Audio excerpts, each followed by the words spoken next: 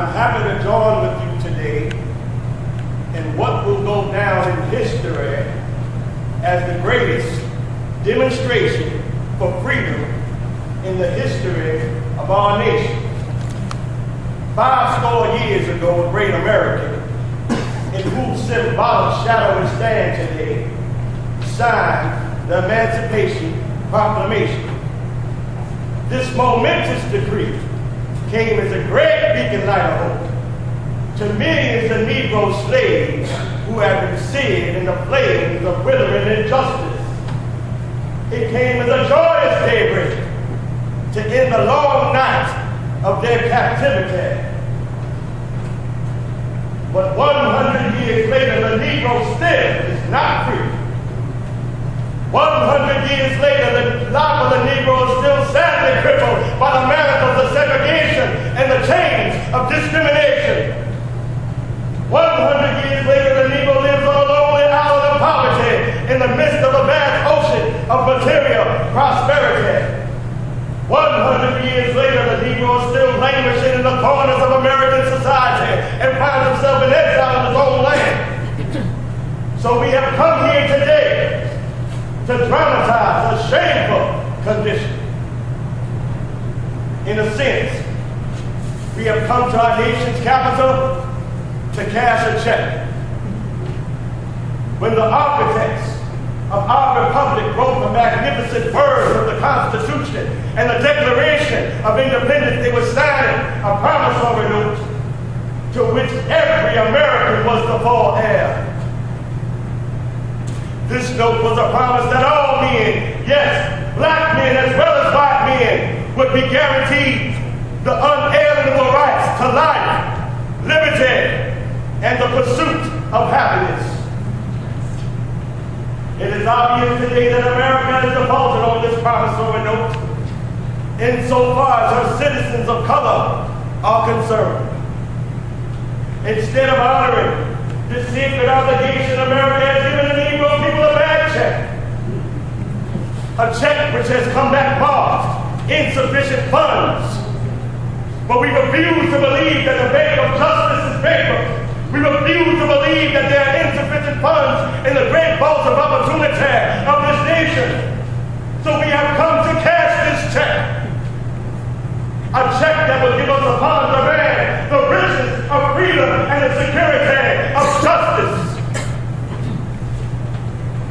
We have also come to this hallowed spot to remind America of the fierce urgency of now. This is no time to engage in the luxuries of cooling off or to take the tranquilizer drug of gradualism.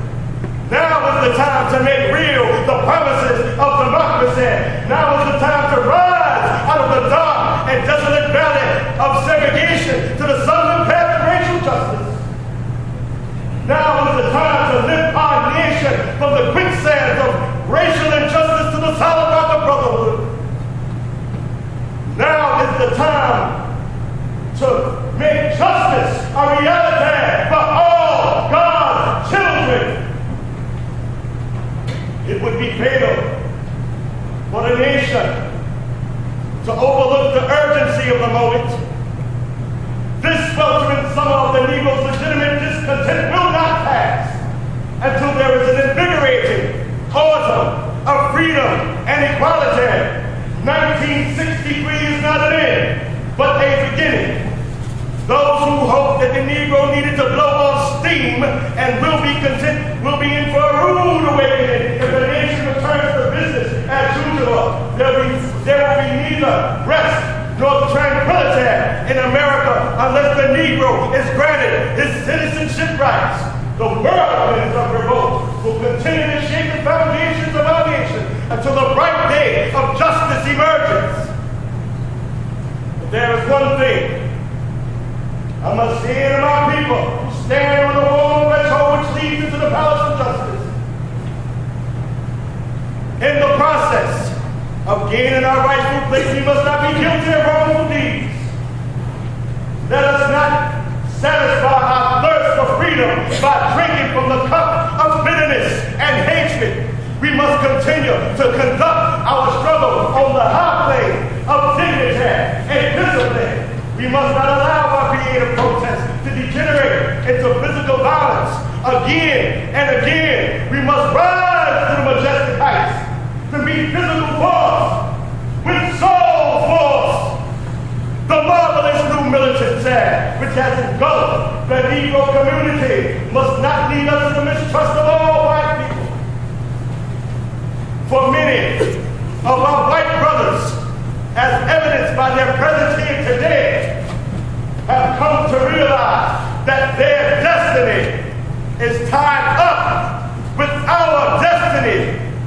They have come to realize that their freedom is inextricably bound with our freedom. We cannot walk alone. As we walk, we must make the pledge that we shall always march ahead. We cannot turn back. There are those who are asking the devotees of civil rights, when will you be satisfied? We can never be satisfied as long as the Negro is the victim of the unspeakable horrors of police brutality. We can never be satisfied as long as our bodies, heavy with the fatigue of travel, cannot gain lodging in the motels of the highways and the hotels of the cities. We cannot be satisfied as long as the Negro's basic mobility is from a smaller ghetto to a larger one. We can never be satisfied as long as our children are stripped of their selfhood and robbed of their dignity with signed spaces for whites only. We can never be satisfied as long as a Negro in Mississippi cannot vote and a Negro in New York believes he has nothing for which to vote. No, we are not satisfied, and we will not be satisfied until justice rolls down like waters and righteousness like a mighty stream.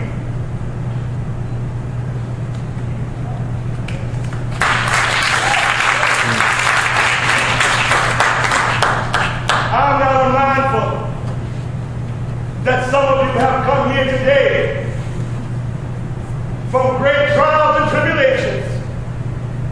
Some of you have come fresh from narrow jail cells. Some of you have come from areas where your quest for freedom left you battered by the storms of persecution, staggered by the winds of police brutality. You have been the veterans of creative suffering.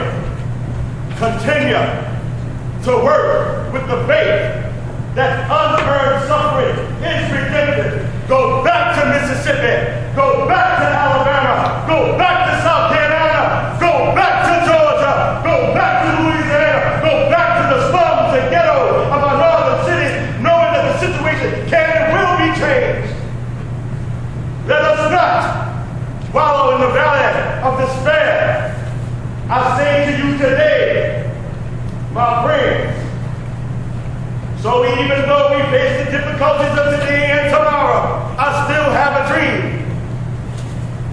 It is a dream deeply rooted in the American dream.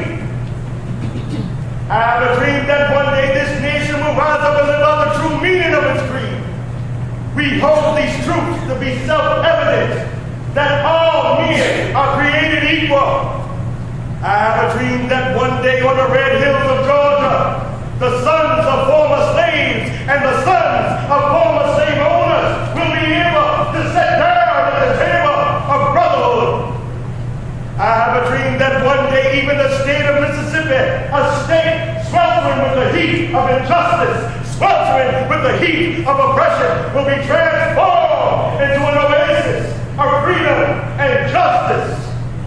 I have a dream that my 4 little children will one day live in a nation where they will not be judged by the color of their skin, but by the content of their character. I have a dream today. I have a dream that one day right there down in Alabama, a state with its vicious racist, with its governor having his lips dripping with the words of inquisition and nullification, right there, down there in Alabama, little black boys and black girls will be able to join hands with little white boys and white girls as sisters and brothers I have a dream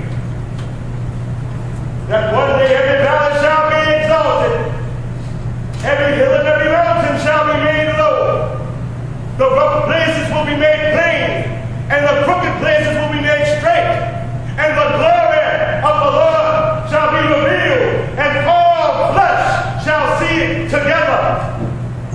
This is our hope.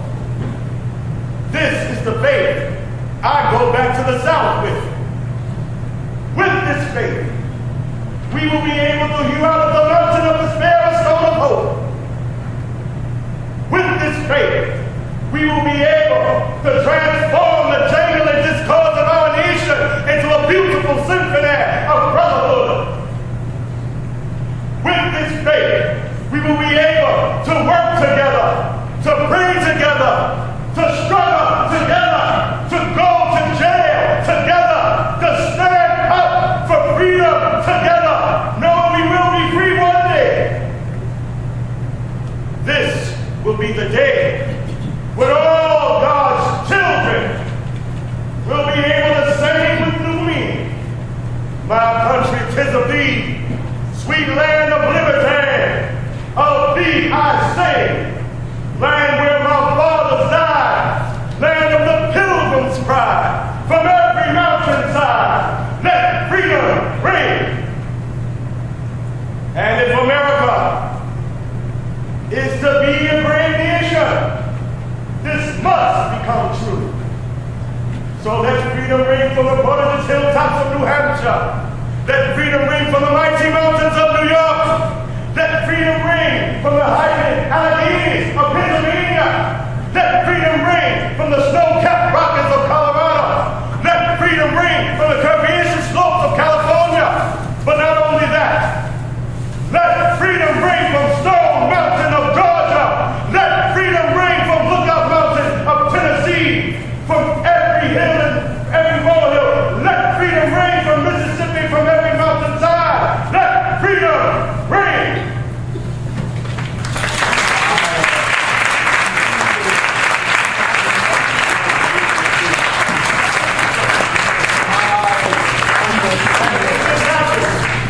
When we allow freedom to ring, when we let it ring from every village and every hamlet, from every state and every city, this will speed up that day when all God's children, black men and white men, Jews and Gentiles, Protestants and Catholics, will be able to join